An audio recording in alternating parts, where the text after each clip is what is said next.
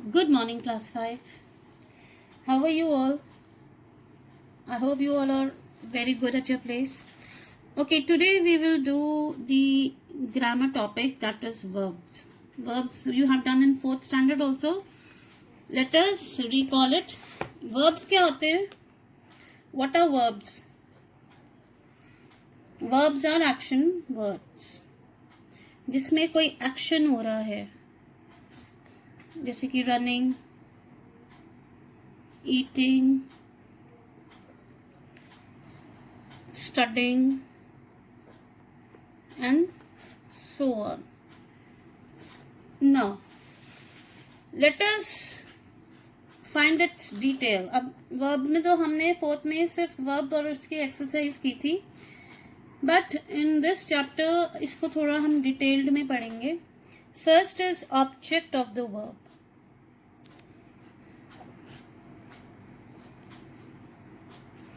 Okay, let us take one example. Peter bought a new football. इसमें क्या काम हुआ है? bought, लाया. The old man remembered his childhood friend. These are the two sentences. इसमें remembered verb है. The words football and friend है noun. Okay, these are noun. Remembered and bought are the verbs. Okay, तो football and friends are noun which are affected by the action of the verbs. Action है ना इसमें. But क्या लेकर आए? football. क्या remember करा? friend को in the sentences. तो इसको हम कहेंगे object of the verbs. Objects of the verbs. तो ऑब्जेक्ट क्या हो गया? The object in a sentence is the noun और pronoun which is affected by the action of the verb. अब इस next things are kinds of verbs. Kinds देखते हैं verbs के. First is transitive, second is intransitive. अब आप मेरे को बहुत ध्यान से सुनेंगे, तभी आपको ट्रांजिटिव और इंट्रांजिटिव में डिफरेंस पता चलेगा. Okay, let us take 2 examples. Sunil sold his old car. Car को यहाँ अंडरलाइन कर लेते. Second is she is swimming.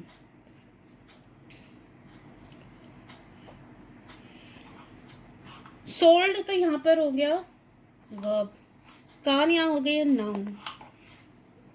Is swimming, swimming यहाँ पे अगेन वर्ब, लेकिन यहाँ कोई नाउन नहीं है. ओके, मीन्स ऑब्जेक्ट नहीं है. कार यहाँ पे ऑब्जेक्ट है. जो सेंटेंसेस में ऑब्जेक्ट की जरूरत पड़ती है उसको हम बोलते हैं ट्रांजिटिव वर्ब. जो सेंटेंसेस में ऑब्जेक्ट की जरूरत नहीं पड़ती बट उसका मीनिंग होता है, कंप्लीट मीनिंग होता है, बट ऑब्जेक्ट की जरूरत नहीं होती, उसको हम बोलते हैं intransitive verb. Understood? Sunil sold his old car. Car यहाँ पे noun plus this is object also. But she is swimming, इसका मीनिंग है कंप्लीट मीनिंग, बट वेयर, कहाँ स्विम कर रही है? In the house, in the garden. Where, object नहीं mention है, तो ये इंट्रांजिटिव हो गया. इसमें ऑब्जेक्ट था कार, तो ये ट्रांजिटिव हो गया. तो जो ट्रांजिटिव वर्ब वो वर्ब्स होते हैं जिसमें ऑब्जेक्ट की जरूरत होती है. इंट्रांजिटिव वर्ब्स वो होते हैं जिसमें ऑब्जेक्ट की जरूरत नहीं होती. Understood the difference? One more thing,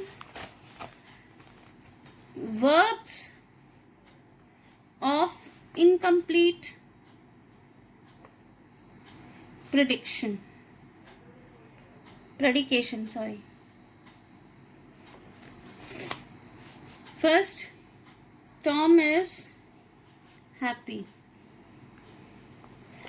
आप यहां देखिए, Tom is happy, gym appears sad, Radha looks excited, she is beautiful.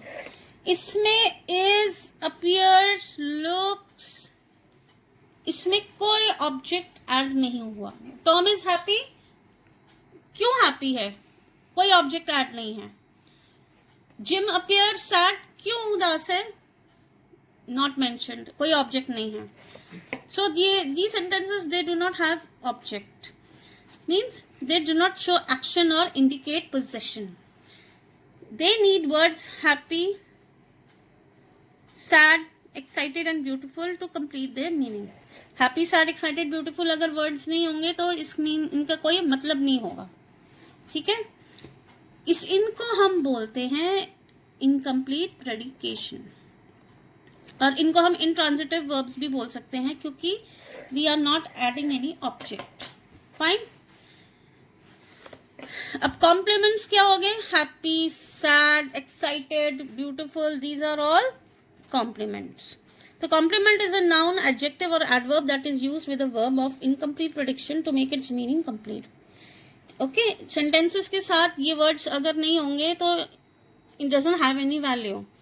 तो हमको ये वर्ड्स यूज करने पड़ेंगे ताकि इनका मीनिंग निकले। Though it is incomplete but still they have some meaning. I hope you all understood. Now I am giving you exercise A and exercise B. ये आप बुक में करेंगे and tomorrow we will proceed and we will do finite and non-finite verbs. Okay, please do this exercise in the book. Thank you.